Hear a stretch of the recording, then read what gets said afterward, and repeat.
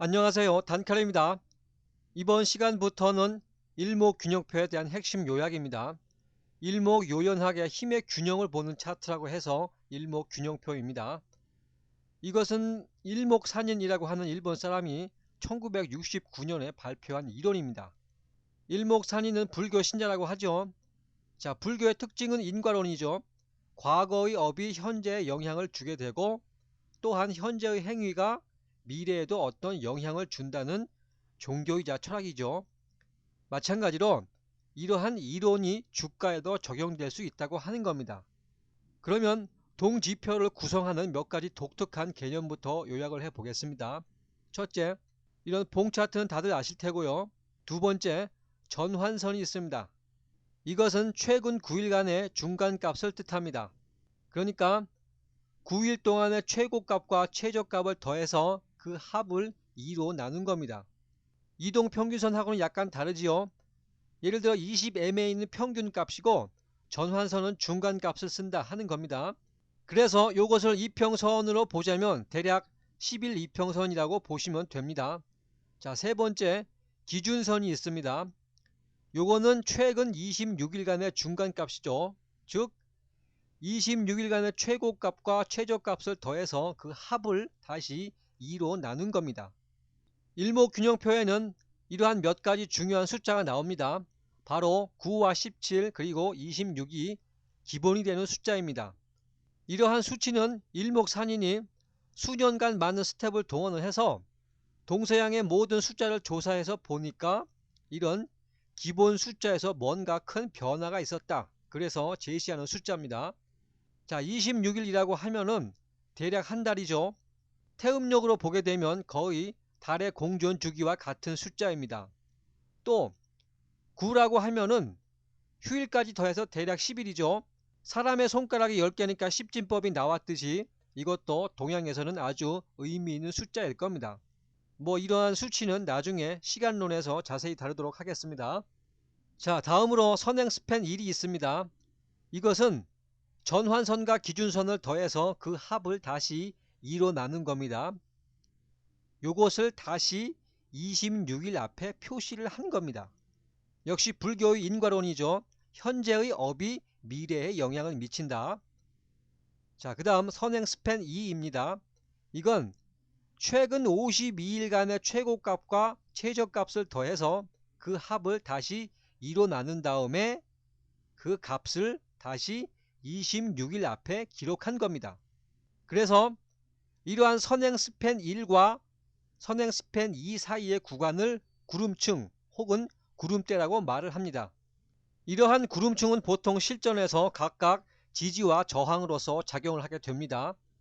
이것을 이평선의 개념으로 대입시켜 보자면 대략 60일 이평선과 120일 이평선으로 볼 수가 있습니다. 자, 마지막으로 후행 스팬이 있습니다. 이것은 당일의 종가를 26일 뒤에 기록한 겁니다. 그래서 이 후행 스팬은 매수 매도의 최후 확인선이라고 할 수가 있습니다. 자, 여기까지가 일목균형표를 구성하는 개념들입니다. 일목균형표는 전환선과 기준선의 관계가 아주 중요합니다. 동지표의 핵심이라고 할 수 있죠. 그래서 먼저 기준선을 보게 되면은 이것은 20일 이평선의 개념으로 파악을 하시면 됩니다. 기준선은 말 그대로 강세와 약세를 판단하는 기준이 됩니다. 보조지표를 설명할 때 이평선이 상방향이냐 혹은 하락 방향이냐에 따라서 매매를 달리한다고 했죠. 마찬가지로 이 기준선의 방향에 따라서 주가의 하락이나 상승을 판별합니다. 따라서 이러한 기준선이 우상향할 때가 강세 국면이고 매수 구간입니다. 반대로 기준선이 우하기로 흐를 때에는 약세 국면이면서 매도 구간이 되는 겁니다. 그 다음 전환선이 있죠. 요것은 이평선으로 보자면 10MA의 개념으로 이해를 하시면 됩니다. 그래서 이 전환선이 상방향으로 꺾이게 되면 이 지점이 주가의 전환점 역할을 한다. 그렇게 판단을 하실 수가 있겠죠. 따라서 단기적인 매수 관점에서 접근을 할 수가 있습니다. 마찬가지로 이렇게 상승하던 전환선이 어느 순간에 수평 횡보를 하다가 하락 방향으로 꺾이게 되면은 이때는 단기적인 매도 관점으로 접근을 할 수가 있습니다. 다음 전환선과 기준선 그리고 주가의 관계가 있죠. 주가가 이 두 개의 선 아래에서 형성이 된다면은 이 선들은 각각 저항에 작용을 합니다. 즉 이동평균선의 개념으로 보자면 역배열 초기 국면으로 이해를 하시면 되죠. 그래서 주가가 이렇게 반등을 내줄 때 이러한 기준선이나 전환선에서 저항을 맞고 다시 하락 파동을 내주는 것을 알 수가 있습니다. 자, 반대의 경우에는 지지선이면서 정배열 국면이다, 그렇게 정리를 할 수가 있겠죠. 즉 주가가 이 전환선이나 기준선 위에서 형성이 된다는 것은 이 두 개의 선들이 각각 지지선의 역할을 담당하게 되는 겁니다. 또한 동지표에서는 강세 국면을 호전이라고 말을 합니다. 요건 전환선이 기준선을 상승 돌파하는 것을 말합니다. 그래서 이평선의 개념으로 보자면 황금보하고 같다, 그렇게 이해를 하시면 됩니다. 따라서 이러한 호전이 발생하고 나서는 본격적인 강세장이 전개가 되는 겁니다. 따라서 호전일 때에는 주가가 이 전환선의 지지를 받거나 이 부분에 와가지고 기준선의 지지를 받으면서 다시 상승 파동을 내주고 있음을 알 수가 있습니다.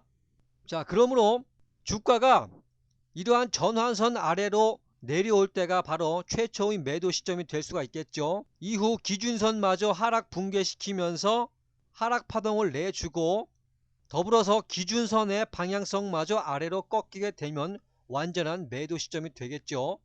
자, 반대의 경우 약세장을 여기서는 역전이다 라고 말을 합니다. 마찬가지로 이것도 전환선이 기준선을 하락 붕괴시키는 것을 말합니다. 그래서 이것도 이평선의 개념으로 보자면 숨막힘과 같다, 그렇게 정리를 할 수가 있겠죠.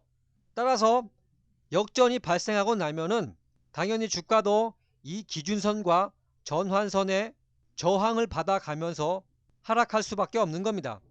따라서 호전 이후에는 매수에 주력하는 구간이며 역전 이후에는 쉬는 것이 최선입니다.